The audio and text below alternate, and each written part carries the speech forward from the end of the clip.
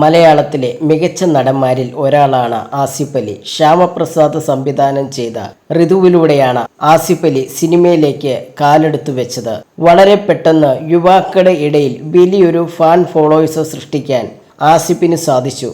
ഇടയ്ക്ക് തുടർ പരാജയങ്ങൾ നേരിട്ട താരം കഴിഞ്ഞ വർഷം വമ്പൻ തിരിച്ചുവരവാണ് നടത്തിയത്. ഈ വർഷം മികച്ച സിനിമകളുടെ ഭാഗമായി പ്രേക്ഷകരെ ഞെട്ടിക്കുകയാണ് ആസിഫ് അലി. മലയാളത്തിലെ മികച്ച നടന്മാരിൽ ഒരാളായ ജഗതി ശ്രീകുമാറിനെ കുറിച്ച് സംസാരിക്കുകയാണ് ആസിഫ് അലി. റേഡിയോ മാംഗോയോട് സംസാരിക്കുകയായിരുന്നു അദ്ദേഹം. ജഗതി ചേട്ടന്റെ കൂടെ അഭിനയിക്കുന്നത് എപ്പോഴും എൻജോയ് ചെയ്യുന്ന ഒന്നാണ്. അത് ഇൻട്രസ്റ്റ് ആയിട്ടുള്ള കാര്യമാണ്.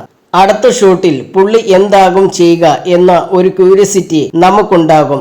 ബെസ്റ്റ് ഓഫ് ലൈക്ക് എന്ന് പറഞ്ഞിട്ടുള്ള ഒരു സിനിമയുണ്ട്. MA നിഷാദാണ് ആ പടത്തിന്റെ ഡയറക്ടർ. ജഗതി ചേട്ടന്റെ കൂടെ ത്രൂ ഔട്ടുള്ള ഒരു ക്യാരക്ടർ ചെയ്യാൻ ആ സിനിമയിലൂടെ സാധിച്ചു. അതിൽ ഒരു സീനുണ്ട്. പുള്ളിയുടെ ക്യാരക്ടർ ഞങ്ങളുടെ അടുത്ത് വന്നിട്ട് നിന്റെ ചേട്ടൻ അമേരിക്കയിൽ നിന്നും വരുന്നുണ്ട്, ഇവിടുത്തെ ചുറ്റിക്കളി കണ്ടുപിടിച്ചിട്ട് നിന്റെയൊക്കെ മൂക്കിന് പിടിച്ചു പരത്തും എന്ന് പറയുന്ന ഡയലോഗായിരുന്നു പറയേണ്ടത്. റിഹേഴ്സലിൽ എല്ലാവരും നന്നായി ചെയ്തു. പക്ഷെ ഷൂട്ടിന്റെ സമയത്ത് മൂക്ക് പിടിച്ചു പരത്തും എന്ന ഭാഗം വന്നപ്പോ പുള്ളി മൂക്ക് പൊത്തിക്കൊണ്ടാണ് ഡയലോഗ് പറഞ്ഞത്. എല്ലാവരും അത് കണ്ട് ചിരിച്ചു. പക്ഷെ ജഗതി ചേട്ടൻ എല്ലാവരോടും ചൂടായി. കാരണം ആ സീൻ ഇനി അതുപോലെ പുള്ളിക്ക് കിട്ടില്ല.